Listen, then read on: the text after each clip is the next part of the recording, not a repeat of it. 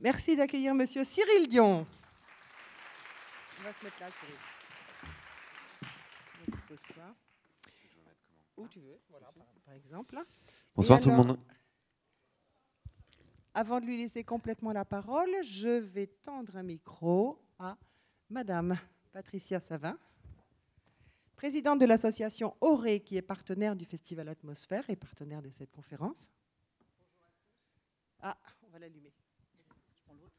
Oui, bonjour, bonsoir à tous. En tant que présidente de l'association Auré, je tiens à remercier Pascal Signolet de nous avoir fait l'honneur de nous associer à ce très beau festival et à cette soirée exceptionnelle, puisque demain se dessine et se pense aujourd'hui, et que bien évidemment le film de Cyril et les engagements à la fois personnels, mais également les témoignages et mettre sous le feu de l'actualité, et mettre sous le feu des projecteurs du monde de l'art, des hommes et des femmes qui s'engagent, des hommes et des femmes qui cherchent un sens à leur vie, un sens à leur pratique professionnelle et qui donc partagent des valeurs dans la joie. Je crois qu'il y a 3 mots-clés aujourd'hui que chacun nous essayons de vivre dans notre quotidien, qu'il soit personnel ou professionnel. Ces mots, ce sont cohérence dans nos actions. Ces mots, ce sont l'engagement et bien sûr la joie. Cohérence, engagement, joie. Je pense que ce sont dans l'ADN du Festival Atmosphère. C'est dans l'ADN, je crois, de Cyril, mais il nous le dira tout à l'heure, dans l'ADN de son film, en tous les cas, et dans l'ADN de Auré. Alors, juste un petit mot d'Auré, quand même, pourquoi nous sommes là. Parce que Auré est une association multi-acteurs. Nous rassemblons des entreprises, des collectivités locales pour mettre en exergue et faire rayonner les meilleures pratiques environnementales des acteurs du territoire. Les faire rayonner, que ce soit pour permettre aux entreprises, justement, d'intégrer la biodiversité dans leur stratégie, un thème cher à Cyril, que ce soit pour penser la RSE ou que ce soit pour vivre l'économie circulaire. Donc, en gros, c'est faire rimer économie et écologie et faire en sorte que ce que les uns et les autres nous voulons, à titre personnel, à titre individuel, soit transformé demain avec tous les acteurs du territoire. Et nous le voyons chez Auré, nos adhérents sont, oui, des chefs d'entreprise, mais ne pas diaboliser personne. Il y a parmi les acteurs économiques des acteurs qui veulent et qui croient que les entreprises humanistes existent et sont possibles. Et donc nous portons nous aussi ce message d'espoir. Nous vivons dans un monde anxiogène, c'est vrai. Nous devons pratiquer la résilience permanente, c'est vrai. Mais pour autant, nous sommes persuadés que nous avons un devoir individuel et collectif d'être porteurs d'espoir et de porter des messages positifs. Sinon, c'est fini, quoi. C'est un non-choix. Donc, merci Cyril d'avoir permis de porter ces messages d'espoir de différents acteurs. Merci à vous tous. Et pour reprendre Saint-Exupéry, il a dit, vous le savez, pour ce qui est de l'avenir, il ne s'agit pas de le prévoir, mais de le rendre possible. Avec le festival Atmosphère, avec le film de Cyril, nous savons aujourd'hui qu'un autre avenir est possible. Donc merci à tous et très belle rencontre. Merci beaucoup, Patricia. Et vous avez des flyers, des petites brochures qui expliquent, il y en a 3 différentes, qui expliquent les actions et le travail de l'association Auré à l'entrée. N'hésitez surtout pas à vous servir. Alors, Cyril Dion, bon, j'ai choisi de rompre la règle sacro-sainte qui consiste à vous voyer les personnes qu'on interviewe. Et moi, non. Nous nous connaissons depuis très très longtemps, je ne peux pas le vous voyer. Hein. Cyril, bravo, franchement, ça fait plus de 15 ans que je te connais et je t'ai vu quand tu as commencé à penser à faire ce film. Tu étais encore directeur des Colibris à l'époque. Hein. Chapeau. Tu veux nous dire un mot sur les Colibris ? Parce que ça a quand même été un énorme investissement dans ta vie, ça. Oui, en fait j'ai fait plusieurs choses dans ma vie. Comme quoi il n'y a pas de formation pour arriver à faire du cinéma, finalement. Moi j'ai fait des études d'art dramatique. Après j'ai été comédien pendant quelques années où j'ai fait des trucs pathétiques. Donc j'ai fait par exemple des rôles à Oscar comme le complice du brocanteur dans Une femme d'honneur. c'était sublime. Ou le maître nageur violeur de la piscine dans des téléfilms policiers d'M6. C'est beau, hein. Le responsable résiliation de Tiscali pour une publicité. Donc c'était voilà, donc c'était tellement pathétique qu'à un moment j'ai arrêté quand même. Et je me suis formé en médecine naturelle. Donc j'ai fait de la réflexologie plantaire. Ensuite j'ai organisé des congrès israélo-palestiniens. Ensuite j'ai organisé le premier et le deuxième congrès mondial des imams et des rabbins pour la paix avec quelqu'un qui s'appelle Alain Michel. Et fin 2006, on m'a proposé de créer un mouvement autour des idées de Pierre Rabhi, que j'avais rencontré pendant que je faisais de la médecine naturelle. Justement, notre formatrice nous avait ramené un journal avec un 4 pages où on voyait Pierre avec ses bretelles dans son champ. Et c'était son tract de campagne pour se présenter aux élections présidentielles. Et je m'étais dit, mais qu'est-ce que c'est que ce gars-là? Et voilà, on s'est rencontrés. Je l'avais vu en conférence. Il me semblait qu'il n'y avait pas beaucoup d'êtres humains comme ça, que c'était quand même super de pouvoir l'aider à diffuser ce message-là, que ça avait peut-être même jamais été aussi important de le faire. Et voilà. Et donc on a commencé vraiment à partir de rien du tout, puisque fin 2006, moi j'étais dans un bureau tout seul à repeindre les murs et à monter des meubles. Et on a essayé de construire au fur et à mesure des années un mouvement avec l'intention d'aider toutes les personnes qui avaient envie de construire une société différente à pouvoir le faire. Donc de les aider en leur montrant des solutions, en leur montrant des choses qui existent, en les rassemblant, puisque la plupart du temps, et ça se précise, enfin ça se confirme après les projections de demain, les gens ont besoin de se sentir ensemble, à la fois pour pas se sentir marginaux, et à la fois pour se donner du courage pour lancer des initiatives, et les aider en les outillant, donc à la fois en leur donnant des formations, en leur proposant des modes d'emploi, bientôt en leur proposant des soutiens financiers, parce qu'on sentait qu'il y avait un vivier de personnes qui étaient prêtes, qui avaient envie de changer les choses, mais qui ne savaient pas toujours comment. Et c'est cette démarche-là qui, petit à petit, a fini par m'amener jusqu'à demain. Donc ça a commencé par créer le magazine Kaizen, donc, qui est là, qui est un magazine qui essaie de montrer des initiatives qui participent à changer la société. Une collection de livres chez Actes Sud qui s'appelle Domaine du possible, où là aussi on donne la parole à des gens qui font des choses formidables dans tous les domaines. Et puis, à un moment, il m'a semblé que le cinéma était peut-être l'un des médias les plus puissants pour raconter une histoire différente. Il y a assez peu d'arts en fait qui sont capables de nous parler, presque à toutes les dimensions de nous-mêmes. C'est-à-dire que ça nous permet de comprendre des choses, ça nous permet d'être émus, ça nous permet de nous identifier à des personnages, ça nous permet de nous proposer un autre imaginaire. Le cinéma est aussi un endroit où on peut se rassembler, où on est dans des salles avec des gens avec qui on vit des émotions, avec qui on peut engager une conversation après le film. Donc c'est vraiment une expérience assez inédite, moi je trouve, dans l'ensemble des médias et des arts qui sont susceptibles de passer des messages. Voilà. Et quel beau début.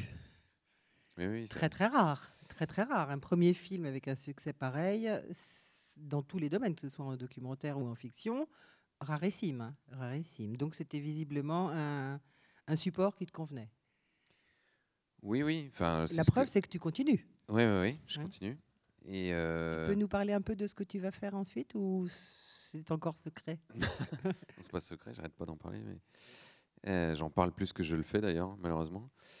En fait, je voudrais faire donc là, je suis en train d'écrire un film de fiction qui essaie d'imaginer ce qui pourrait se produire dans les 10 années qui viennent si les gens se mobilisaient vraiment et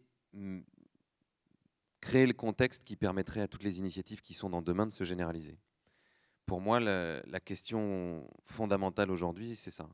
J'avais un ami il y a quelques années qui disait finalement, le plus grand défi auquel l'humanité va être confrontée dans les années à venir, c'est pas le changement climatique, c'est pas la fin dans le monde, c'est pas la disparition des espèces, c'est pas la crise économique, c'est pas les migrants, c'est pas le terrorisme, c'est notre capacité à nous organiser collectivement pour résoudre tous ces problèmes. Aujourd'hui, pour avoir voyagé là dans une dizaine de pays dans le monde, on peut dire qu'on connaît la majeure partie des solutions à nos difficultés. Et même quand ces solutions ne sont pas totalement abouties, il ne nous faudrait pas beaucoup d'années ou de créativité pour pouvoir parvenir à des choses satisfaisantes si on y mettait à la fois la créativité, l'argent, le temps nécessaire. Donc c'est vraiment pour moi une question de choix. Et on a besoin d'aller vers une société où on sort de la dichotomie où, d'une part, on pourrait attendre que les responsables politiques prennent les décisions qu'il faut, ou alors attendre que les citoyens, comme par miracle, fassent émerger une nouvelle société par une multitude de petites alternatives. Pour moi, il faut que ces deux mouvements se rencontrent.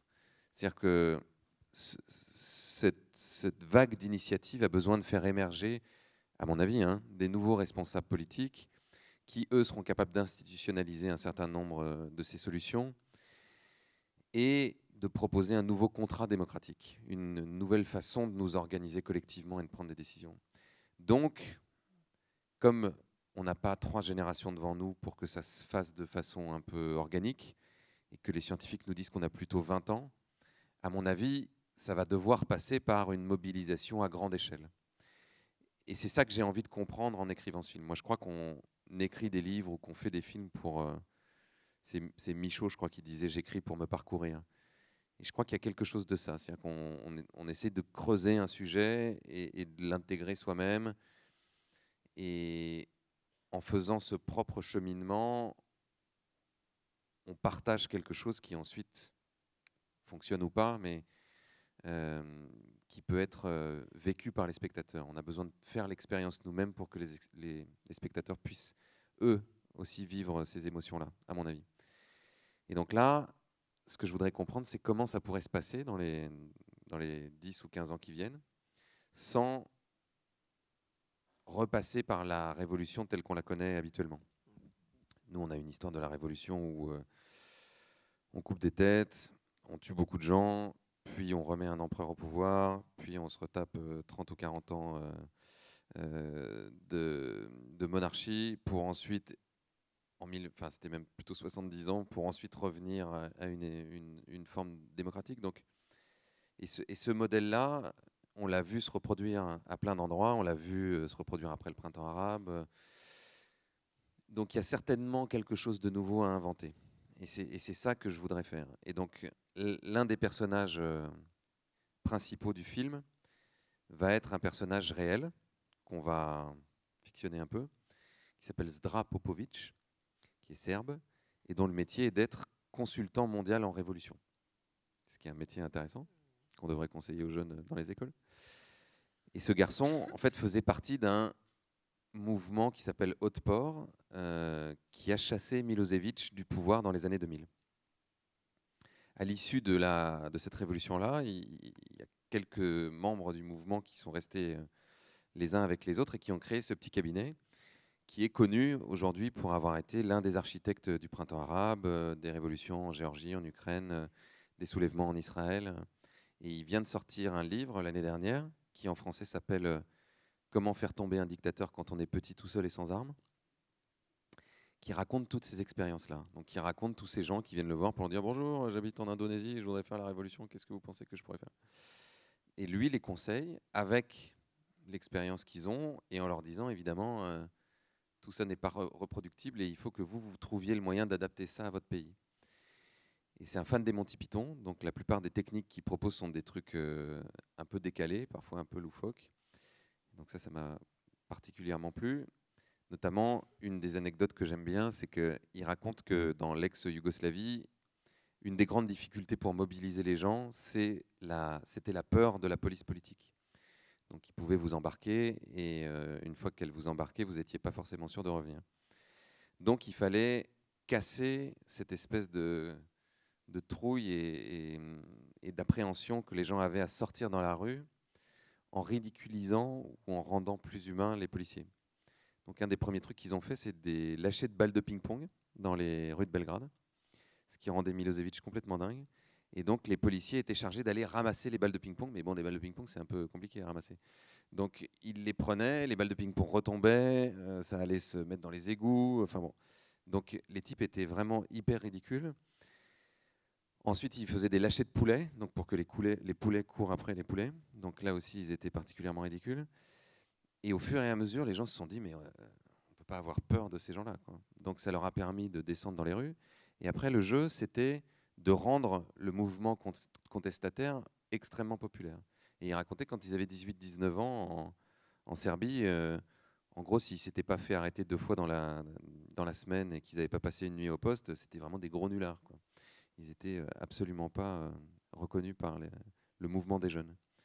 Et donc l'ensemble de ces techniques-là, associées évidemment avec un combat d'idées politiques, avec des concerts, avec des mobilisations artistiques, constituent une espèce de corpus qui me paraît très intéressant à adapter pour voir si chez nous, en France, qui est ce pays qui a cette histoire avec la Révolution, on serait capable de construire un mouvement de cette nature-là, qui serait ni violent, ni générateur de chaos, mais qui au contraire serait positif, constructif, créerait du lien entre des élus, des entrepreneurs, des citoyens, et nous amènerait à transformer en profondeur notre modèle démocratique. Et mon envie, enfin mon rêve un peu, c'est qu'il se passe quelque chose de proche de ce qu'on a vécu avec Demain, c'est-à-dire que les gens puissent sortir des salles et se dire, mais super, faisons-le. C'est possible. C'est possible. Tu nous parles en fait de aller vers une évolution plutôt que la révolution, ou transformer la révolution en évolution. C'est-à-dire éviter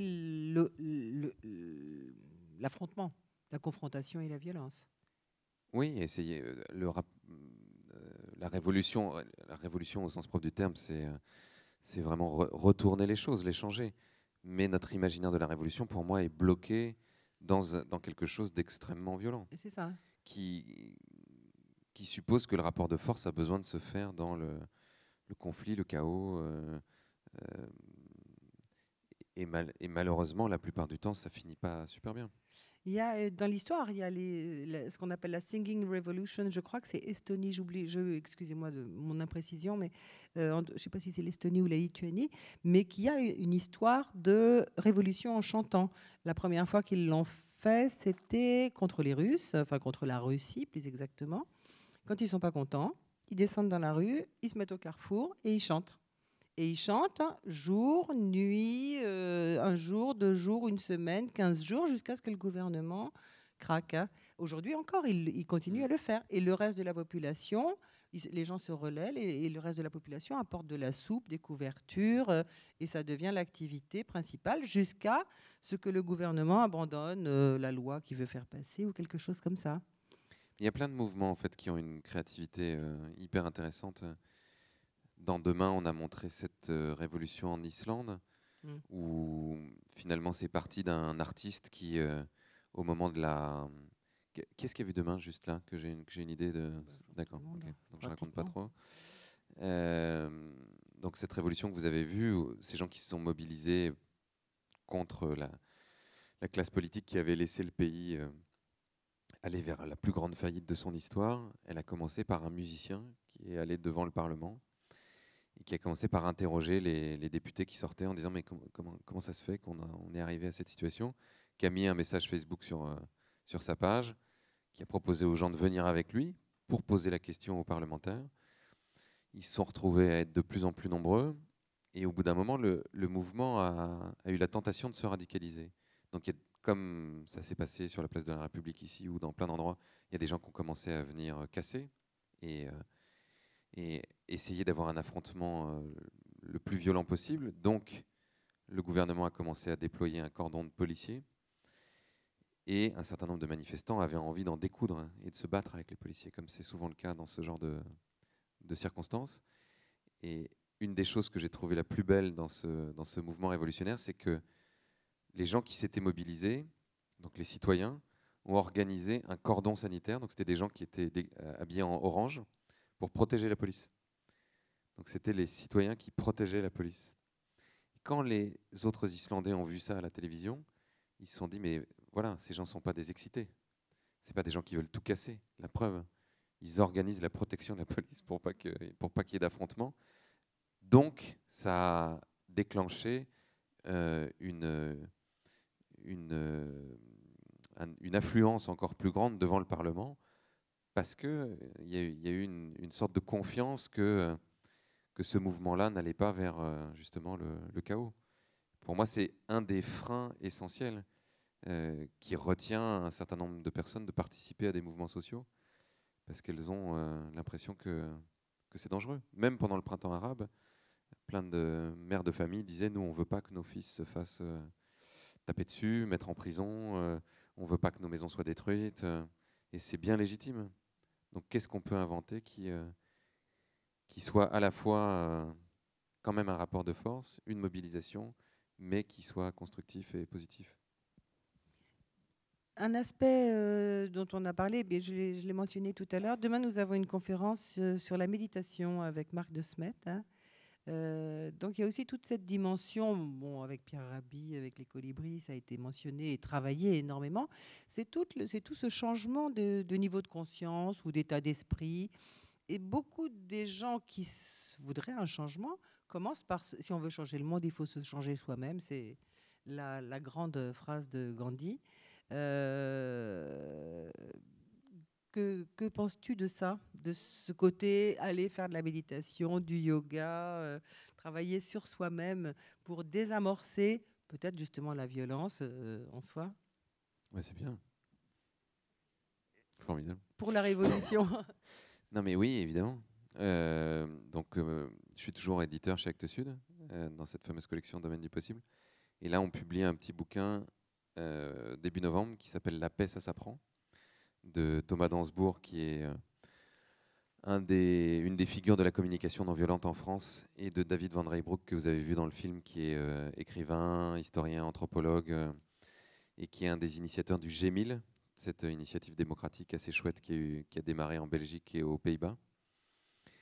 Et ils expliquent ça, c'est-à-dire qu'aujourd'hui, on en est arrivé à un point où on devrait comprendre que aussi bien on a besoin de se laver, c'est-à-dire d'avoir une hygiène physique, aussi bien on a besoin de faire de l'exercice, parce qu'on s'est rendu compte que si on ne faisait pas de l'exercice, notre corps fonctionnait moins bien. Donc ces deux dimensions, l'hygiène, l'exercice physique et l'alimentation, que tout ça contribuait à notre santé physique.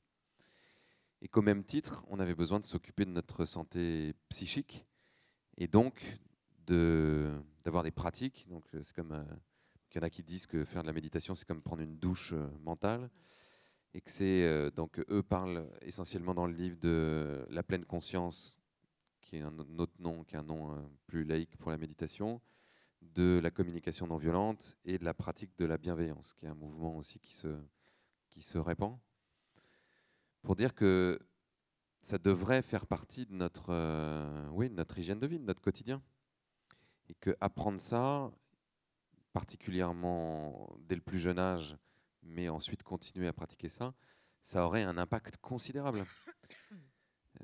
Non seulement sur notre bien-être et sur notre équilibre, mais aussi certainement sur notre capacité à éviter les conflits. La communication non violente, par exemple, qui est une technique qui a été inventée par un Américain qui s'appelle Marshall Rosenberg, qui considère qu'à partir du moment où on est dans un conflit, c'est qu'il y a un certain nombre de besoins qui ne sont pas ou respectés ou qui ne parviennent pas à s'exprimer, et que comme on n'arrive pas à exprimer ses besoins ou qu'on n'a pas l'impression que les autres reconnaissent ses besoins, on trouve des stratégies pour essayer de les assouvir, qui sont souvent des stratégies de conflit et de violence. Et qu'il y a des techniques pour arriver à, quand quelqu'un vous crie dessus et vous traite de connard, à entendre qu'en fait, il y a un besoin qui essaye de s'exprimer chez lui, qui n'est pas juste de vous traiter de connard, mais que si vous n'écoutez pas ce besoin et que vous vous contentez d'écouter l'expression de sa colère, il y a de fortes chances que ça dégénère et que vous vous mettiez un pain dans la figure. Et ça, c'est sûr que pour l'avoir expérimenté, moi j'ai fait un certain nombre de journées de formation à la communication non violente. Ce sont des outils qui sont extrêmement puissants. Et à l'époque où j'organisais des conflits israélo-palestiniens, qui sont deux catégories de population qui ont vraiment envie de se mettre des pains dans la gueule en général, on avait invité Marshall Rosenberg justement pour faciliter un certain nombre de dialogues. Et c'est d'une puissance assez étonnante. Je voudrais juste préciser, tu viens de dire que tu organisais des conflits Oui. israélo-palestiniens. Je voudrais C'est pour dire que c'était soulever compliqué. toute ambiguïté. Des congrès israélo-palestiniens. Des congrès. Donc oui, je suis absolument d'accord. Et on a vu des applications, enfin on voit passer des applications à l'heure actuelle. La Suède, qui est souvent novatrice dans ces domaines-là et qui fait pratiquer la méditation aux prisonniers. Elle vide les prisons par la méditation, en gros. Et un des derniers trucs que j'ai vu passer, je n'ai pas pu approfondir, mais méditation à l'école, c'est-à-dire quand un enfant n'est pas sage, et bien, au lieu de le punir et de le mettre en colle, on lui fait faire de la méditation. Apparemment, il y a des très très bons résultats. Oui, absolument. Et il y a une autre expérience qui est particulièrement intéressante qui a été initiée avec la police de New York. C'est une fondation qui s'appelle Art de Vivre, qui est dirigée par un Indien qui s'appelle Sri Sri Ravi Shankar, qui fait... Alors, c'est pas exactement de la méditation, mais c'est des exercices avec le souffle qui s'apparentent quand même à des exercices de pleine conscience pour faire diminuer le stress, et particulièrement le stress traumatique, et qui a d'excellents résultats pour aider les policiers à supporter la tension de leur métier, mais aussi pour désamorcer des situations de violence, parce que parfois, étant eux-mêmes stressés et étant parfois aussi effrayés par des situations qu'ils rencontrent, ils sont eux-mêmes le déclencheur de la violence avec les gens qui vont interpeller. Donc ça a aussi des résultats très intéressants. Et alors, jusqu'où peut-on aller ? Le monde politique, par exemple, à l'Assemblée nationale, obligé de méditer avant de commencer à bosser ? Oui, ça serait super de les faire méditer, de les faire ou aller marcher dans la forêt ou méditer. Mais bon, il n'y a pas de forêt à côté de l'Assemblée nationale. Enfin, pas juste à côté. Mais oui, bien sûr. Mais d'ailleurs... Parce que, comme tu disais toi-même, le problème, pas problème, enfin, je dirais, une des difficultés à résoudre, c'est justement la rencontre entre la population au sens large et puis les élites dirigeantes, on va dire. Mais c'est quelque chose qui est en train d'être expérimenté au Parlement anglais. David Van Reybrouck et Thomas Dansbourg en parlent justement dans leur livre. Il y a une commission qui a été chargée de vérifier la validité de ces pratiques, de la pleine conscience et de leur pertinence. Et aujourd'hui, c'est vrai qu'il y a... vous pouvez lire notamment le livre de Mathieu Ricard qui s'appelle « Plaidoyer pour l'altruisme », où il a fait une sorte de passage en revue extrêmement large de toutes les recherches qui ont été faites sur l'impact de la pleine conscience, à la fois sur la santé et globalement sur les pratiques des gens dans la société. Et le Parlement britannique a eu accès à ces recherches et a carrément créé un groupe de méditation où les parlementaires viennent une fois par semaine. Alors, ils ne viennent pas tous, mais il y en a apparemment de plus en plus qui viennent pratiquer. Et avec comme résultat, c'est ça qui est intéressant, c'est les résultats. Le Brexit. Le Brexit, est-ce que le Brexit est un résultat de cette orientation ? Je précise que Mathieu Ricard n'est pas seulement un moine bouddhiste, bien sûr il est moine bouddhiste, mais que c'est aussi un vrai scientifique. Il est biochimiste, biologiste moléculaire, je crois, ou quelque chose comme ça. Un super scientifique. Donc quand il parle des études qui sont faites, ce sont des études vraiment dans la matière, hein, en profondeur. Tu nous as mentionné tout à l'heure qu'aujourd'hui, nous savons tout faire. Hein. Tous les problèmes auxquels nous sommes confrontés pratiquement ont déjà une solution ou sont sur le point d'être résolus. Et ce qui nous manque, c'est la volonté. C'est ça ? Oui, la plupart du temps. C'est ce que tu mentionnais tout à l'heure.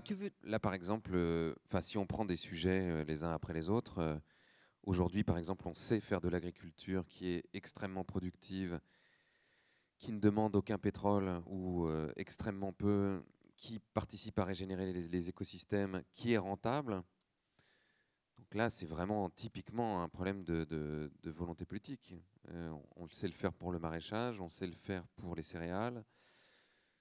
On sait que c'est une montée en puissance qui va nous prendre entre 3 et 5 ans, donc qui mériterait d'être mise en œuvre dès aujourd'hui, avant qu'on commence à avoir des problèmes climatiques qui nous mettraient en difficulté sur nos pratiques agricoles.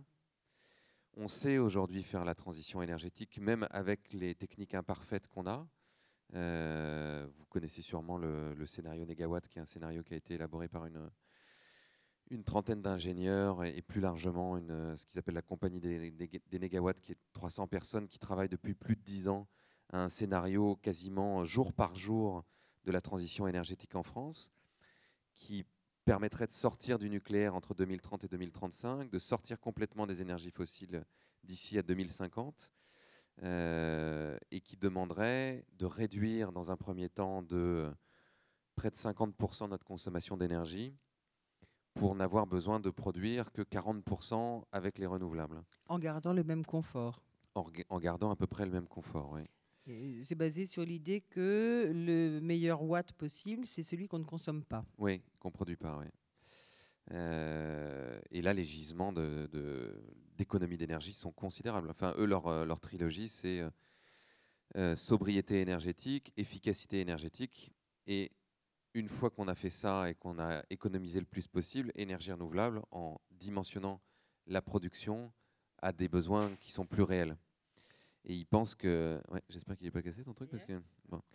Et ils pensent aujourd'hui qu'on aurait besoin de se donner une sorte de code de l'énergie, comme on a un code de la route, c'est-à-dire qu'ils disent on s'est donné des règles pour, quand on prend notre voiture, être sûr qu'on va rentrer chez nous et qu'on ne sera pas mort. Et ben de la même façon, pour l'énergie, on devrait pouvoir se donner des codes qui déterminent qu'un certain nombre d'usages énergétiques sont tout à fait indispensables, nécessaires, du confort ou alors superflu ou alors totalement irresponsable. Et parmi les exemples qu'ils donnent, par exemple dans le film, il y a ces fameux écrans qui sont dans le métro parisien qui donc consomment autant d'électricité que 2 familles pour les usages courants en un an. En un an. Donc ça, typiquement, c'est ou très superflu ou carrément irresponsable. Ce qu'expliquait aussi Thierry Salomon dans le film, c'est que aujourd'hui, un avatar, par exemple, dans un jeu vidéo, ça consomme autant d'électricité que 40 Éthiopiens. Donc là, on peut se demander quelle est la nécessité d'avoir des pratiques qui consomment autant d'énergie alors qu'on a autant de personnes qui sont dans une difficulté d'accès à l'énergie et dans une difficulté d'accès à tout un tas de services.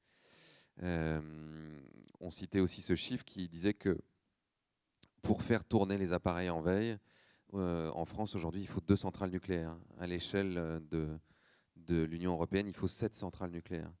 Donc là, on peut se dire aussi que prendre un risque très important, enfouir des déchets dont on ne sait pas quoi faire et dépenser des milliards tout simplement pour faire marcher des appareils en veille, est-ce bien nécessaire?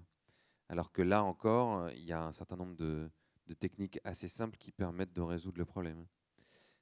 Notamment des techniques d'interrupteurs qui permettent de tout éteindre quand on va se coucher. Bon.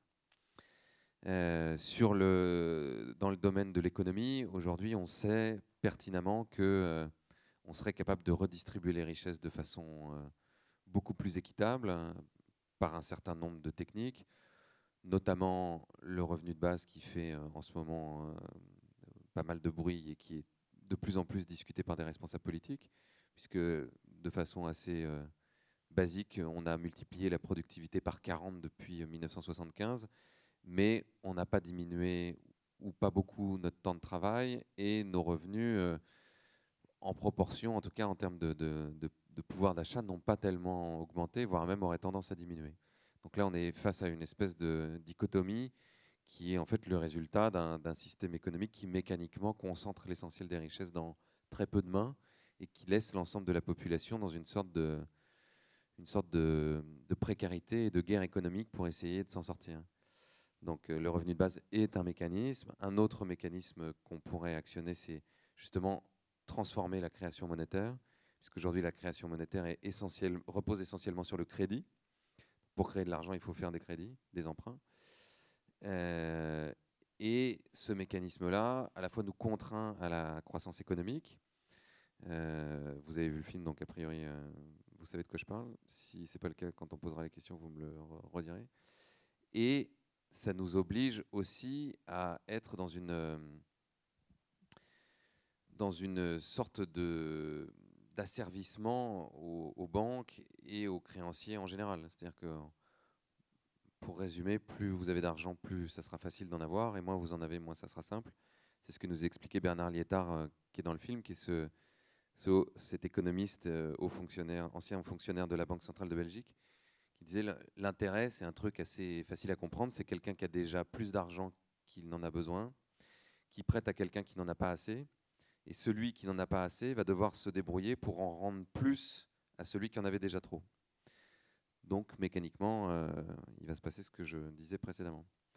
Donc, libérer la création monétaire pour faire en sorte que la monnaie ne repose pas sur la création de la dette, ça, c'est un autre mécanisme. Taxer les transactions financières, évidemment. Faire en sorte qu'on aille vers une économie beaucoup plus diversifiée, où on ait un maximum d'entrepreneurs locaux et indépendants. Là, il y a des études qu'on cite dans le film et dans le livre du film, qui sont des études américaines et anglaises qui montrent que quand on va acheter chez un commerce local ou indépendant, on va créer 2 à 4 fois plus d'emplois, faire circuler 2 à 4 fois plus de richesses sur le territoire, faire en sorte que 2 à 4 fois plus de richesses soient collectées par la collectivité sous forme de taxes, qui ensuite sont réinvesties pour l'intérêt général. Et on va générer 2 à 4 fois plus de dons auprès des associations. Donc là aussi, très clairement, on sait quelle direction prendre pour avoir des richesses mieux réparties, qui circulent, avec une économie qui est moins facilement délocalisable. Là, je viens de passer 2 jours en Belgique où ils ont perdu, je ne voudrais pas dire de bêtises, mais c'est 25 000 emplois en 15 jours. Parce que Caterpillar a fermé, ING a fermé je ne sais pas combien d'antennes, et puis je ne sais pas quelle autre entreprise. Et voilà, et on sait que ce type d'entreprise multinationale qu'on pose artificiellement sur un territoire en ayant l'impression que parce qu'on a créé du jour au lendemain un certain nombre d'emplois, qu'on a de la taxe professionnelle, c'est de l'économie extrêmement fragile et souvent assez prédatrice. Donc voilà, là aussi on sait comment il faut faire, encore faudrait-il avoir la volonté de le faire. Et voilà, et on pourrait continuer cette liste à l'envi. On va bientôt laisser la salle poser des questions. Moi, je vais t'en poser une dernière. Peut-être tu n'as pas beaucoup de réponses sur le sujet, parce que c'est un sujet assez délicat, mais j'ai déjà posé la question hier dans une conférence sur les futurs de l'énergie. Qu'en est-il de l'énergie libre? On en parle beaucoup à l'heure actuelle. Est-ce que tu as des lumières là-dessus, parce que tu es quand même bien introduit? On en parle énormément. Nikola Tesla redevient à la mode. Il y a même maintenant une bagnole Nikola Tesla, etc. Est-ce que ça avance? Est-ce que ça avance ou est-ce que ça te paraît une utopie? Enfin, demain on rase gratis, c'est-à-dire ça sera pour jamais. Je ne sais pas si ça sera pour jamais. En tout cas, ce qui est sûr, c'est que il faut trouver le moyen que ces recherches-là puissent continuer, qui sont des recherches qui souvent sont entravées parce que les résultats de ces recherches ne génèrent pas forcément de profit pour qui que ce soit. Donc, personne n'a vraiment intérêt à ce que ça aboutisse, à part les usagers. Nous. Voilà. Non, mais ce que je veux dire, c'est que les industriels ou les personnes qui gagnent énormément d'argent avec l'énergie fossile, par exemple, n'ont pas tellement intérêt à ce qu'on aille dans ce sens-là. Donc, il faut trouver le moyen de protéger la recherche. Et c'est un peu le même combat que ce combat que mène, par exemple, Gilles-Éric Serralini sur la recherche scientifique sur les OGM ou sur l'impact des pesticides. Il faut qu'on puisse avoir de la recherche qui est financée par des organismes publics et qui est protégée dans son intégrité et qui ne dépend pas de du firmes profit, du profit. privées. Ouais. Et on l'a vu, ce qui est intéressant avec l'énergie, justement, c'est que ça bouge vraiment pas vite. Alors là, je pense qu'il y a une espèce d'accélération, d'une part parce qu'il y a de l'argent à se faire avec les énergies renouvelables aujourd'hui, et d'autre part parce que le péril climatique est de plus en plus important. Mais ce que nous disait par exemple Thierry Salomon, qui est l'ancien président de Negawatt, c'est que les voitures, c'est un des trucs qui a le moins évolué depuis des décennies. Moi, quand j'étais petit, je croyais que quand j'allais avoir 50 ans, il y aurait des voitures volantes, qui n'auraient plus besoin d'essence. Et finalement, c'est toujours le même truc. C'est un moteur à explosion dans une carlingue qui fait de la fumée, qui pue. Et c'est la même chose depuis quasiment qu'on a inventé la voiture. Et pourtant, il y a eu beaucoup d'inventions de véhicules Ouais, très absolument. propres, très ceci, très électriques. Oui, Il y a les- déjà, il y a quasiment 100 Les ans. Hein. premières voitures électriques datent d'il y a plusieurs décennies. Donc on voit que la difficulté de toutes ces techniques pour avancer, elle tient aussi beaucoup à ça. Au fait que souvent des industriels rachètent des brevets pour empêcher qu'ils puissent être mis en œuvre, pour pouvoir garder un monopole. Et là, c'est ce qui se passe avec un certain nombre de choses. On sait par exemple que les grandes firmes de pétrolières développent des énergies renouvelables et en même temps espèrent aller jusqu'à la dernière goutte de pétrole. Mais le jour où la dernière goutte de pétrole aura été utilisée, ils seront prêts à faire la bascule et à gagner beaucoup d'argent avec les énergies renouvelables. Et ils vont nous vendre de l'énergie libre. Oui, oui, Ouais. ou quelle que soit la forme que l'énergie prendra en tout cas. Ouais, ouais. À vous, vous avez sûrement des questions aussi. Enfin, moi, je veux bien continuer, mais je suppose que ça vous. Est-ce que quelqu'un souhaite échanger? Je suis courbevoisien, j'ai vu votre film et j'ai été. C'est sans doute un des meilleurs moments de cinéma que j'ai vécu en 2016. C'était vraiment parce que c'est magnifique. Ça donne aussi beaucoup d'espoir. Comment je suis allé au cinéma? Je suis rentré à pied. J'habite à Courbevoie depuis 20 ans. La question que je vais adresser ne vous est pas adressée, plutôt adressée à la ville de Courbevoie. J'y habite depuis 20 ans. C'est la première fois que je viens au festival. J'en ai entendu parler l'année dernière. Et je suis toujours surpris. J'habite à Bécon, pour ceux qui sont courbevoisiens. Je travaille à la Défense. Et de temps en temps, je vais à vélo à la Défense et je ne suis pas le seul. Mais je suis toujours surpris de voir si peu de gens à vélo dans cette ville qui est en fait perpendiculaire au flot des voitures. Et j'ai beaucoup de mal à comprendre comment dans une ville comme celle-ci, le vélo ne soit pas devenu ce qu'il est à Rotterdam, à Amsterdam ou à Copenhague. Et comme s'il y a des représentants de la ville de Courbevoie, j'aimerais bien les entendre sur ce sujet. Et alors, attendez, juste avant qui nous éclaire, il y a beaucoup de pistes cyclables ou pas? Non, il n'y en a pas. Par contre, il y a Non. beaucoup d'argent.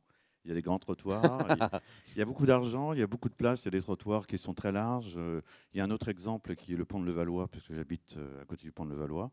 Vous avez un pont de Levallois avec un endroit des trottoirs de chaque côté qui sont utilisés. Et quand vous êtes à vélo, vous ne prenez jamais le pont parce qu'il est super dangereux et vous roulez effectivement sur ces trottoirs. Vous gênez sans doute du monde, mais c'est les petites choses qui se sont faites ailleurs. On le voit dans le film. Moi, personnellement, je vais souvent à Rotterdam. Je travaille pour une société qui est basée à Rotterdam. Et je suis quand même surpris de voir que la ville de Courbevoie n'avance pas, n'est pas un modèle, alors qu'effectivement, elle accueille un festival depuis des années. Bon, c'est une réflexion personnelle. Alors, avant que vous racontiez Je ne suis pas, ce que sûre vous voulez j'ai faire, envie mais de répondre. enfin, sauf si vous n'avez pas envie de répondre. Mais en tout cas, ce qui est sûr, ce que nous racontait Jan Gehl, qui est ce fameux architecte urbaniste qu'on voit dans le film, et qui est un des leaders du fait de rendre la ville aux piétons et aux vélos. C'était hyper rigolo notre échange parce que au départ, quand on préparait l'interview, ou c'était même pendant l'interview, je lui disais mais comment vous avez fait? C'est génial quoi. Comment vous avez fait pour qu'il y ait autant de vélos dans la ville? Et il me dit bah on a vraiment beaucoup réfléchi et on a trouvé une équation à peu près imparable. C'est plus vous construisez de routes et plus il y a de voitures. Et plus vous construisez de pistes cyclables et plus il y a de vélos. Et je dis mais c'est aussi con que ça? Il me dit ouais. C'est-à-dire que construire et pas n'importe quelle piste cyclable. C'est-à-dire que lui nous disait il faut vraiment des chaussées séparées. Il faut séparer les chaussées pour les piétons, pour les vélos et pour les voitures. Et à partir du moment où les gens savent que c'est un environnement sécurisé, qu'ils voient qu'ils ne sont pas les seuls à prendre le vélo et qu'on leur donne finalement qu'on leur ouvre un espace public, il disait la même chose pour les piétons. Il disait qu'à Copenhague, qui est un endroit qui n'est pas spécialement, c'est pas Marseille, quoi.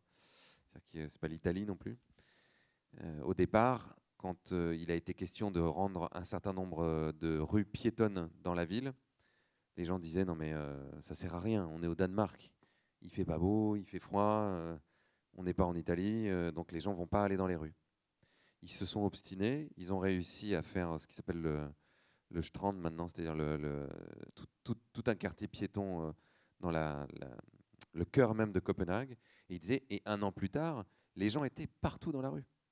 Et aujourd'hui, si vous essayez de revenir en arrière, c'est-à-dire de supprimer les espaces qui ont été créés pour les piétons et pour les vélos, je donne pas cher de votre peau.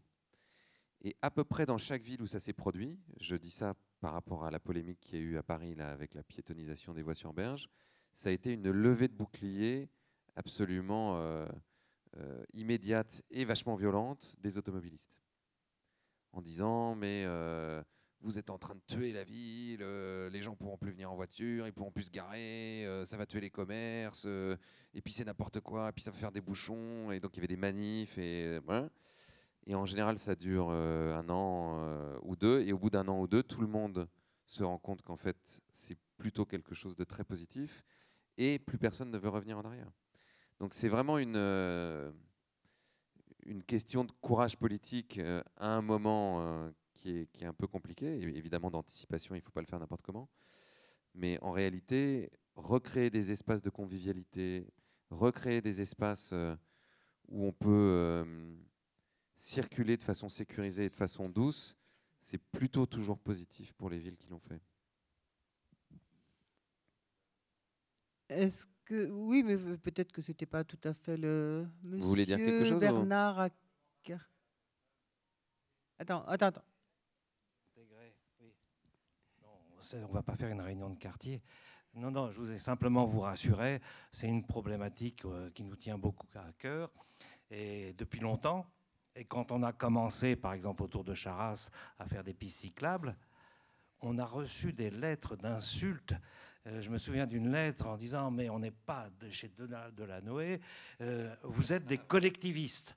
Voilà ce qu'on m'a jeté à la figure, parce qu'on faisait des pistes cyclables. Et par contre, au contraire, vous voyez, la place Hérold, c'était un carrefour routier. Et maintenant, il y avait 60% de routes. Et maintenant, et puis il y avait 40% pour les espaces verts, les circulations douces, les piétons. Maintenant, ça va être le contraire. Il va y avoir 60% pour le paysage et les piétons. Et puis, la portion congrue pour la circulation qui a été étudiée avec le Conseil général. Et en fait, la plus grande difficulté, c'est que depuis longtemps, Curvavia, parce que c'est le nom de la ville il y a très longtemps, c'est une ville qui est marquée par le transit. Et Courbevoie était une ville de transit. Et on essaie d'en faire une ville de destination. Et il y a un espace public à faire partager entre tout le monde, les autobus, les piétons, les vélos, les automobiles. Et il n'y a pas assez de place. Et comment il faut le faire? Il faut apprendre aux gens à le partager, cet espace. Et pour ça, il y a des pratiques qui sont lentes à évoluer. Par exemple, dans une zone 30, il y a un contresens cycliste. On reçoit des piles de lettres en disant « Mais c'est dangereux, vous êtes des fous, s'il y a un accident, je vous attaquerai, etc. » C'est-à-dire qu'il faut prendre son temps lentement pour que les gens s'habituent. Je voulais juste faire un commentaire. Vous verrez après tous les deux. Voilà. On parlait juste un instant de courage politique. Sur un sujet comme celui-ci, je trouve regrettable que justement le courage politique, dans une ville qui a des moyens et qui a le temps pour soi, parce qu'effectivement ça ne se fait pas en 1 an, 2 ans, ça peut se faire en 20 ans, n'aille pas plus loin, c'est tout. Mais merci d'avoir posé la question, d'avoir soulevé la question. On a eu un début de réponse de Bernard Accart. Et je sais, pour avoir suivi la ville de Courbevoie, je ne suis pas de Courbevoie, mais ça fait quelques années que nous travaillons avec la municipalité, qu'il y a beaucoup, surtout Bernard Accart, beaucoup d'initiatives qui vont dans le sens du développement durable. Alors peut-être que sur le vélo, ça n'est pas encore parfait. Bernard peut mieux faire. Madame. Bonsoir. Moi, j'ai bien une question sur le film et pour vous, Cyril. En fait, au moment de la sortie du film, au moment de Nuit debout, etc., même de la COP21, j'avais la chance d'être à l'étranger. Mais du coup, aussi, des questions qui sont générées par tout ce mouvement qui se passe en France, j'ai un peu l'impression d'avoir raté quelque chose, finalement. Mes questions, en fait, sont les suivantes. Je me pose la question de qui sont les spectateurs de ce film demain ? Qui sont les gens auprès desquels il y a eu un réel impact. Et je me demande finalement, est-ce que ce film met en lumière des initiatives déjà existantes et dans quelle mesure il a été la réelle origine et finalement le point de départ pour d'autres projets qui se sont mis en place depuis. Donc voilà, la question surtout sur les spectateurs et l'impact que ça génère. D'ailleurs en France et à l'étranger, puisque je vois qu'il y a aussi beaucoup de versions étrangères qui sont maintenant diffusées dans d'autres pays dans le monde. C'est difficile de dire qui sont les spectateurs parce que j'étais pas dans la salle partout pour le million de personnes qui sont allées le voir. Ce qui est sûr, c'est que ça a commencé par un public plutôt militant qui s'est élargi à un public qui l'était moins. Que, à mon avis, c'est pas les catégories de population les plus défavorisées qui sont allées voir le film. Je pense que c'est plutôt les gens qui ont un intérêt à ces questions-là de façon plus globale, donc, tout en dépassant le cercle des militants.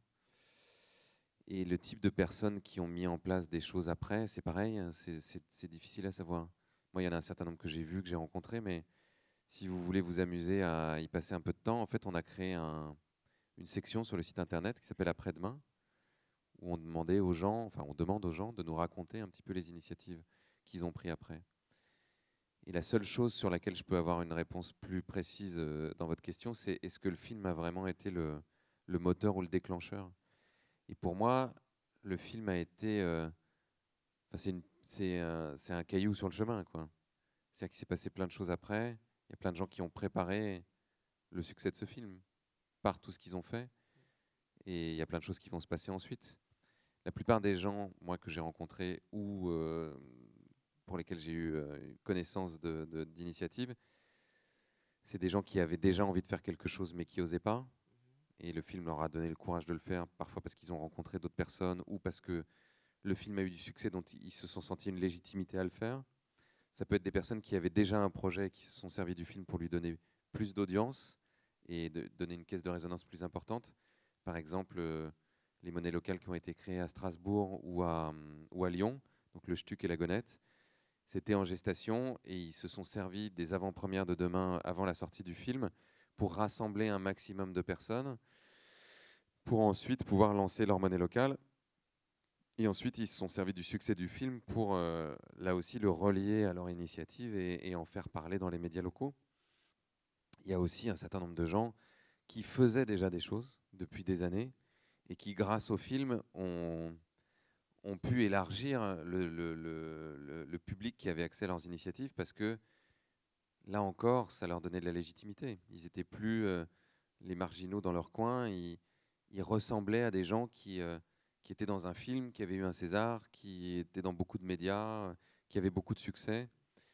Donc ça a agi, moi je pense, plus comme une sorte de révélateur et d'encouragement que comme un truc magique qui a fait que tout d'un coup les gens ont tout changé dans leur tête et qui se sont mis à transformer leur vie, à mon avis. Et en même temps, moi j'ai vu dans mon entourage, dans ma famille, des gens qui n'étaient absolument pas ouverts du tout à ces sujets-là et même qui étaient un petit peu inquiets de ces trucs un peu bizarres, là, les babacool, etc. Enfin, des gens qui avaient peur du côté babacool. Et quelqu'un leur a fait voir le film ou les a emmenés voir le film et pour qui ça a été une révélation. C'est-à-dire, ah, ça existe et qu'ils sont sortis de là. Alors, ils ne sont pas encore passés à l'action, mais ils sont sortis de là en disant « Ah, incroyable, il y a une face du monde qui m'était cachée jusqu'à maintenant, que j'ignorais totalement. » Oui, mais ça, c'est très, très précieux. Ces gens-là, la plupart du temps, alors il y en a sans doute qui ont peut-être eu des trajectoires incroyables, mais la plupart de ces personnes-là, elles se sont plutôt engagées dans des choses dans leur vie quotidienne ensuite. C'est-à-dire qu'elles ont changé des habitudes et... Oui. Par exemple, j'ai été à une conférence de rédaction d'un grand magazine féminin en France. Et il y avait une des dames qui travaillait, qui était une des responsables éditoriales de ce magazine, qui me dit « Oh, mais j'ai vu votre film, c'est formidable. Et alors depuis, vous savez, je ne sais pas si vous avez déjà vu ça dans les rues, donc il y a des petits containers comme ça de couleurs et où on peut amener ses bouteilles. » Je dis « Ah bon ?» Découverte. Ces bouteilles, je dis vos bouteilles en plastique? Non, les bouteilles en verre. Je dis, ah d'accord. Parce que vous recyclez pas votre verre? Ah non? Ah bon, d'accord. Donc moi j'ai découvert qu'il y a des gens qui en 2015 recyclaient toujours pas leur verre, mais qui après avoir vu demain le recyclent. Et qui n'avaient même pas remarqué qu'il y avait des récupérateurs de verre. Bah non, puisqu'ils ne le recyclaient pas, donc ils se posaient pas la question. Est-ce qu'on a encore quelqu'un qui Vous souhaiterait... voulez Ah, juste, madame. Pardon, juste pour compléter, du coup, effectivement, ce moteur est révélateur. Je pense que chacun, finalement, y a trouvé quelque chose qui lui parlait, en fait. Et j'ai l'impression que c'est vraiment la force de ce film. Je crois aussi que c'est en route pour que ce soit un film qui soit diffusé dans les collèges et lycées de France, si j'ai bien compris. Et mon autre question, alors je ne sais pas, est-ce que vous pouvez me le confirmer aussi, est-ce qu'il est prévu de le passer à la télévision, parce que pour le coup là, pour être un média de masse qui touchera encore plus de monde, qui pour le coup n'avait pas envie de passer à l'action, ne serait-ce que pour aller au cinéma, ce serait encore une plus belle et une plus grande opportunité de parler au plus grand nombre. Donc dans les écoles, en fait, on a fait tout un travail déjà avec au moment où le film était, enfin, il est toujours en salle, hein, ceci dit, mais où il était en salle plus largement. Et on a de l'ordre de 100 000 élèves qui ont été le voir avec leurs professeurs. On a un compte puisque les projections scolaires sont des projections spéciales, donc le distributeur en a connaissance. Là, il y a une pétition qui a été lancée par un éducateur qui a recueilli presque 100 000 signatures pour faire en sorte que l'éducation nationale utilise demain comme un outil pédagogique dans les écoles. Mais il y a de très fortes chances que ça n'arrive jamais, puisque nous avons déjà été voir l'éducation nationale au moment où le film est sorti, et que leur réaction était pour le moins surprenante. Non, en fait, on les a fait venir. Il y avait donc tout le cabinet de Najat Vallaud-Belkacem, plus des inspecteurs d'académie. Et on leur a fait voir le film en avant-première, parce que ce qu'on voulait au départ, c'était avoir le label de l'éducation nationale. Et eux, ils ne voulaient pas qu'on reste avec eux dans la salle pour regarder le film, donc on les a laissés. Et ils nous ont dit, bon, c'était un vendredi, on vous envoie un email lundi pour vous dire ce qu'on en pense. Donc ils nous envoient un email. Ils nous disent, bon, alors, formidable, très beau film. Mais malheureusement, on ne va pas pouvoir le labelliser parce que, vous comprenez, ce qu'il y a dans ce film n'est pas en relation avec les programmes cette année. Et puis, deuxième argument, on a peur que ça suscite des débats avec les parents d'élèves. Donc moi, je leur ai répondu en leur disant, bah, alors, si ce n'est pas dans les programmes cette année, c'est dramatique, parce qu'en plus, c'était l'année de la COP21, et susciter des débats avec les parents d'élèves, très bonne nouvelle, c'est exactement ce qu'on veut faire. Donc ils m'ont à nouveau répondu en disant, oui, non, mais vous inquiétez pas, on va quand même parler évidemment du changement climatique et tout ça. Et notre problème principal par rapport au débat avec les parents d'élèves, c'est que ce que vous exprimez dans le film, ce sont pour partie des opinions personnelles et pas des faits scientifiques. Et nous, on veut que des faits scientifiques. Donc je leur dis, mais dans ce cas-là, il faut enlever toutes les œuvres que vous étudiez à l'école. Parce que ces cons de Victor Hugo, de Sartre, de Camus, qui expriment tous des opinions personnelles, c'est très dangereux pour les enfants. Et là, ils ne m'ont pas répondu. Bon, c'était dommage. Quelques mois ont passé, et après le César, je crois, on a reçu une petite lettre. Donc sachant que Ségolène Royal, qui elle avait aimé le film, avait fait une lettre à Najat Vallaud-Belkacem pour lui demander de le faire, quoi, de l'utiliser dans les écoles et tout. Et je crois qu'elle lui a jamais répondu. Et donc après le César, on reçoit une petite lettre du ministère de l'Éducation qui dit, bah alors, on voudrait vous recevoir et tout ça. Alors je me dis, bah chouette, ils ont changé d'avis, c'est cool. Donc j'y vais. Et en fait, ils m'avaient donc fait venir pour m'expliquer mieux pourquoi ils n'allaient pas le faire. Donc j'étais vachement content. Et c'était quoi le mieux? Alors en fait, ce que j'ai réussi à savoir après moult échanges et un peu d'énervement, c'est qu'ils ne veulent pas à cause du chapitre sur la monnaie. C'est-à-dire qu'ils considèrent que ça, c'est les inspecteurs d'académie qui ont considéré que ça, c'était vraiment contre le programme. Subversif. En tout cas, que c'était, ça ne disait pas la même chose que ce qui est dit dans le programme, et donc qu'à ce titre-là, ils ne pouvaient pas le mettre dans l'éducation nationale. Et voilà. Et donc, il n'y avait plus rien vraiment à rajouter. Donc même si on aimerait beaucoup que ça se produise, je pense que malheureusement, ça ne se produira pas. Mais les enseignants, de leur propre chef, utilisent toujours le film, et maintenant ils peuvent l'utiliser en DVD, et c'est super. Et pour la télé, le film passe sur Orange Cinéma Série cette semaine, je crois, et passera sur France 2 l'année prochaine. Voilà. Quand même, quelle solution à ça? Toujours pour revenir à ce que tu nous as présenté tout à l'heure, cette espèce de cette nécessité de faire se rejoindre le public et les élites dirigeantes. Là, on voit bien pile poil la ligne de séparation, quelle solution? Qu'est-ce qu'on peut faire? Qu'est-ce qu'on peut faire pour que le ministère ou l'éducation nationale ou les inspecteurs, etc., pour franchir cette ligne de démarcation? Est-ce qu'il y a quelque chose qu'on peut faire? Non, je ne crois pas qu'on peut faire quelque chose pour que le ministère là accepte. Enfin, Non, pas forcément ce qu'on peut- celui-ci, mais Non, mais ce qu'on peut faire, c'est ce que font déjà un certain nombre d'acteurs. C'est-à-dire, les profs peuvent déjà, de leur propre initiative, emmener les enfants au cinéma, passer le DVD dans les classes. Les parents, pardon, peuvent s'impliquer aussi dans l'école des enfants et proposer un certain nombre de projets. Moi, je le fais dans l'école de mes enfants. Des enseignants peuvent aller se former auprès de pédagogues qui qui enseignent des méthodes alternatives. On parle en ce moment beaucoup de Céline Alvarez, là, depuis que son livre est sorti, qui s'appelle Les lois naturelles de l'enfant. Elle a organisé, notamment cet été, des formations avec énormément d'enseignants qui venaient du public et qui cherchent d'autres façons de faire. Et puis après, on peut créer des écoles différentes. Donc souvent, malheureusement, c'est des écoles privées, ça coûte un petit peu cher, mais on peut trouver des façons de contourner le système en le faisant financer par des fondations ou par des mécènes privés. Et puis on peut militer. Enfin là, c'est vraiment se mobiliser pour que l'école change. Quand on a filmé en Finlande, ils nous disaient que la transformation de l'école chez eux, ça avait été le fruit de l'évolution de la société et que ça avait pris une vingtaine d'années. Donc là, c'est vraiment un travail beaucoup plus de longue haleine. Et puis après, on peut faire aussi de l'éducation et de la pédagogie avec nos enfants ou avec des adultes en dehors de l'école, parce que l'école n'a pas le monopole du rôle éducatif dans la société. Et justement, je pense que c'est de notre responsabilité de considérer qu'on peut faire de l'éducation tout le temps et en tout lieu et pas seulement à l'école. Oui, il y a quelqu'un devant À là. vous.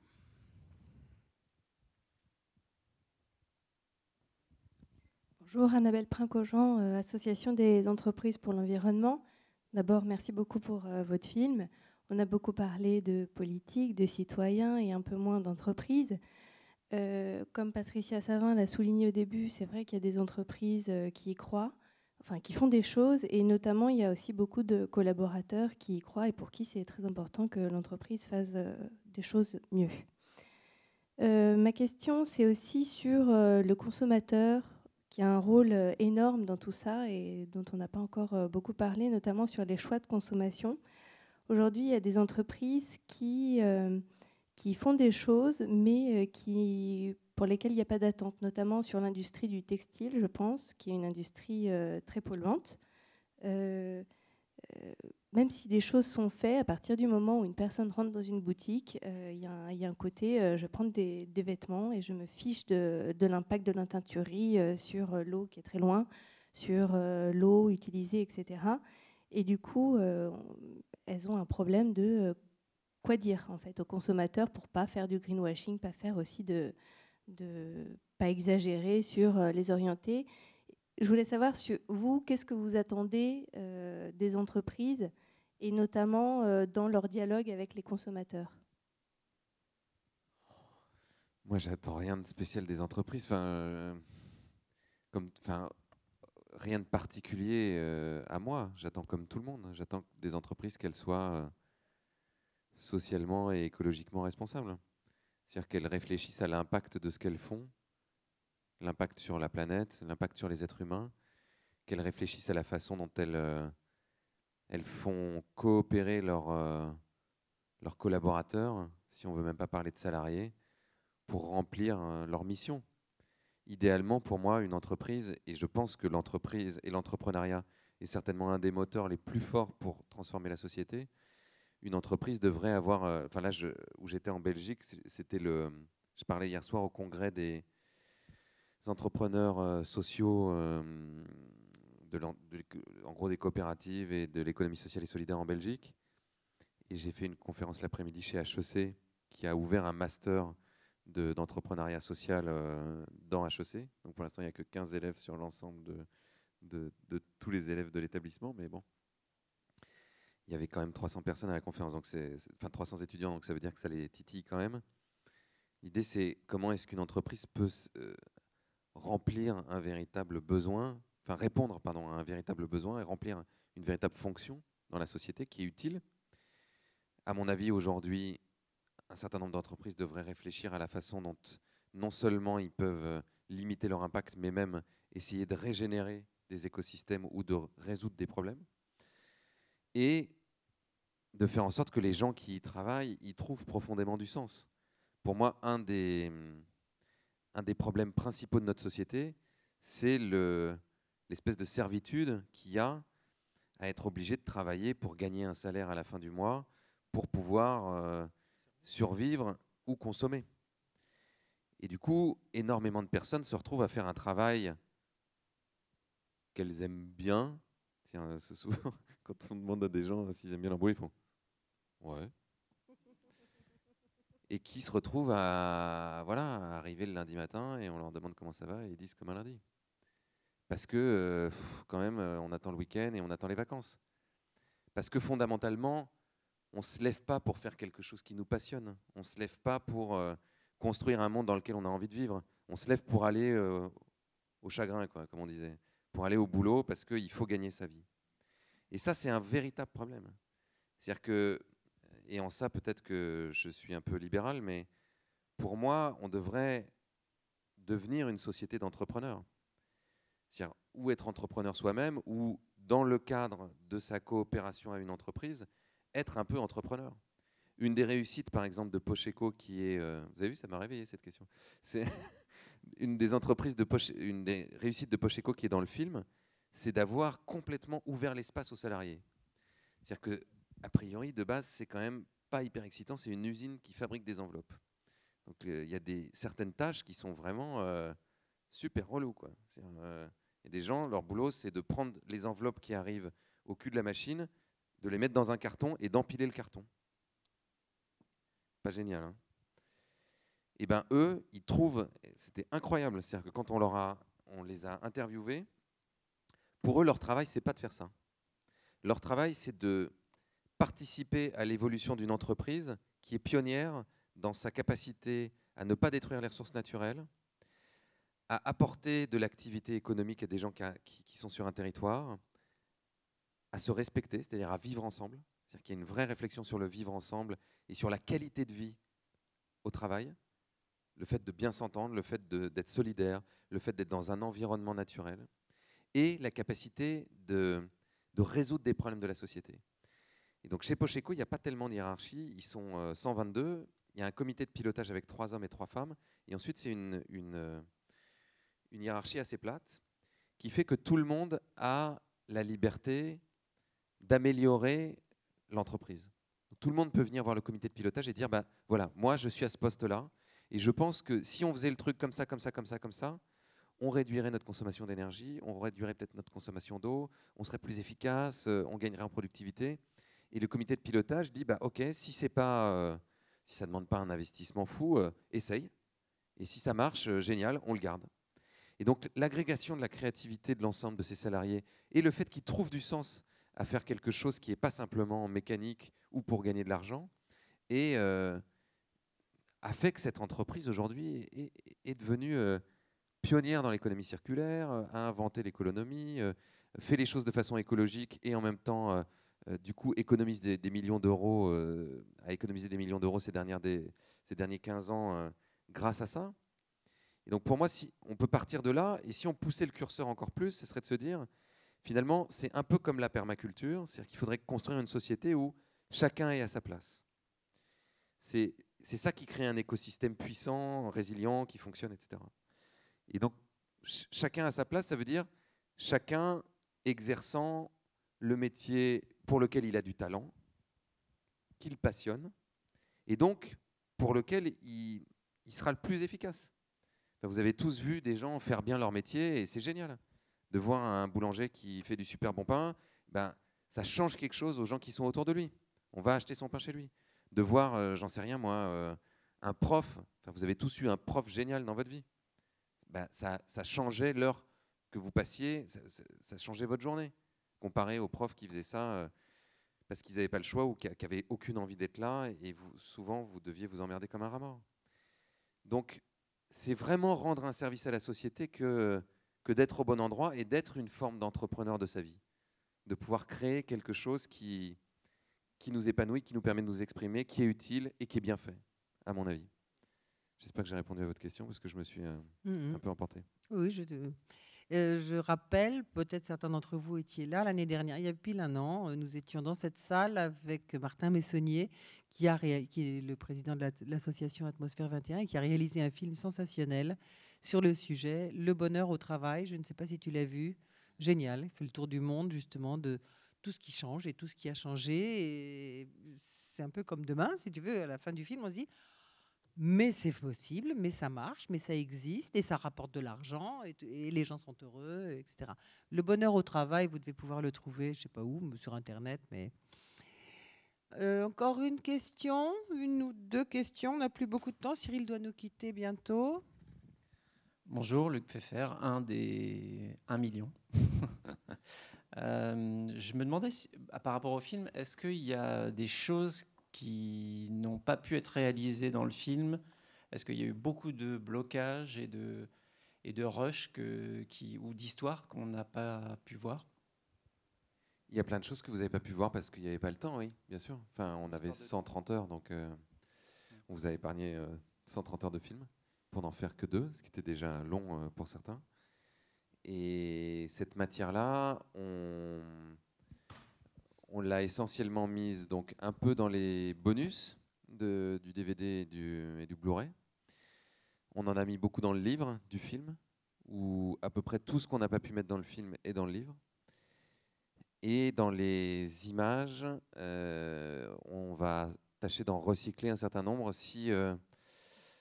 Donc là, on a rendez-vous avec France 2 le 22 novembre pour essayer de faire 5 fois 52 minutes sur France 2, où on approfondirait chaque thématique et où on réutiliserait une partie des rushs et on irait retourner dans d'autres endroits. Donc notamment, oui, il y avait cette ville qui s'appelle Bellingham, qui est au-dessus de Seattle aux États-Unis, qui est une ville de 82 000 habitants où quasiment tout est local. C'est-à-dire que vous pouvez acheter vos vêtements, votre nourriture, vos panneaux solaires,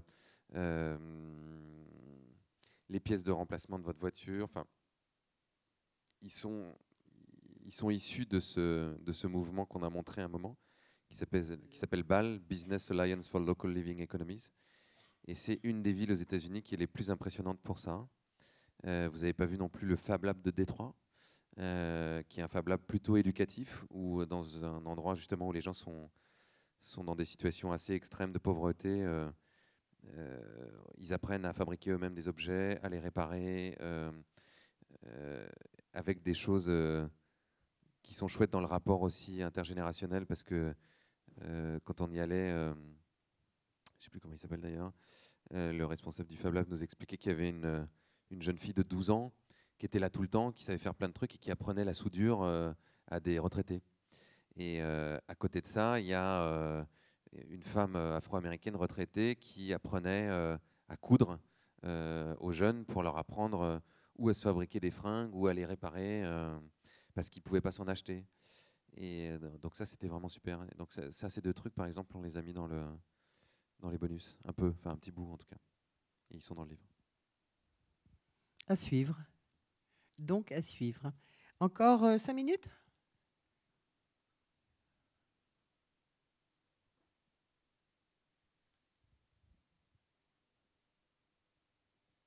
Bonsoir Cyril. Je suis invité à une émission lundi pour faire le lien entre le film Demain et l'encyclique Laudato Si. Je ne sais pas si tu l'as lu. En tant que colibri et kiss-banker du film, est-ce que tu aurais une ligne de conduite à me donner? Qui n'est pas simple. Bien vu, bien vu. Il ne faut pas me prendre pour le pape. Moi, je n'ai pas de ligne de conduite à donner aux gens, contrairement à lui. Et ma deuxième question, c'est est-ce que quelque part, on n'assiste pas à la fin anthropologique de l'Homo sapiens sapiens, j'aime bien dire sapiens dur, qui va être remplacé, paraît-il, par l'Homo empathicus, HE+, qui a une dimension, on a parlé tout à l'heure de méditation, une dimension plus spirituelle, plus intrinsèque, pour entrer un peu dans le jeu de Pierre Rabhi. Donc, Non, j'ai pas de conseils à te donner pour quand tu vas faire cette émission. C'est chouette. Je suis content que tu ailles le faire. Et moi, en tout cas, juste pour commenter ça 2 secondes, j'ai été épaté de l'accueil que les chrétiens ont fait au film. Chez moi, par exemple, j'habite à Dreux, qui est une ville qui n'est pas hyper religieuse. Et quand on a fait l'avant-première, la salle était pleine, il y avait 400 personnes. Et le premier qui s'est levé, qui a dit « Bon, on sortira pas d'ici tant que quelqu'un n'aura pas fait, tant qu'on n'aura pas dit ce qu'on allait faire ensemble, etc. » Et je dis ah bah, bravo monsieur, non, vous êtes vraiment déterminé et tout ça. Et vous, par exemple, qu'est-ce que vous faites? Moi, je suis le curé de la paroisse. Et donc, c'était rigolo, quoi. Et ils ont créé un mouvement qui s'appelle donc Demain et Après, qui est impulsé par une avocate athée militante et le curé. Et donc, la fameuse avocate est venue me voir en me disant c'est la première fois que je parle à un curé, et donc on va faire des trucs ensemble. Et donc, c'est super. Hein. C'est-à-dire qu'il y a un endroit où ça a aussi fait tomber des barrières. Et je pense que la fameuse encyclique du pape, donc, que j'ai pas lu, donc j'ai lu seulement des extraits, parce qu'on m'avait demandé de la commenter, mais j'ai pas tout lu. Y est pour beaucoup, certainement. Et Dieu sait que je suis pas toujours d'accord avec ce que disent les papes, mais celui-là, il est quand même vraiment pas si mal. Et enfin, à mon avis. Et quant à est-ce qu'on est en train d'assister à une mutation de l'Homo sapiens sapiens ou pas, on va voir. C'est-à-dire que ça pourrait aussi devenir l'Homo technicus, quoi. Enfin, les adeptes du transhumanisme et de la techno. Ouais, enfin d'augmenter l'être humain grâce à la technologie sont aussi des fervents, des fervents convaincus et essayent absolument d'aller là-dedans, et ils sont très puissants et ils ont beaucoup de moyens. Donc je pense qu'on est surtout à une sorte de carrefour où on a un choix à faire qui est un choix profondément philosophique, spirituel et de civilisation, et qu'on a la responsabilité de se diriger dans un sens ou dans un autre, et je pense d'arrêter de pioncer. Ouais. C'est-à-dire que Martin Luther King disait finalement le pire, c'est pas forcément ceux qui font le mal, mais c'est ceux qui laissent faire le mal sans rien dire. Et on a, pour moi, la responsabilité d'arrêter de se sentir extérieur à ces problèmes et de regarder les choses comme si on était dans les gradins et qu'on regardait un match. Il faut qu'on descende sur le terrain de toute urgence. Oui.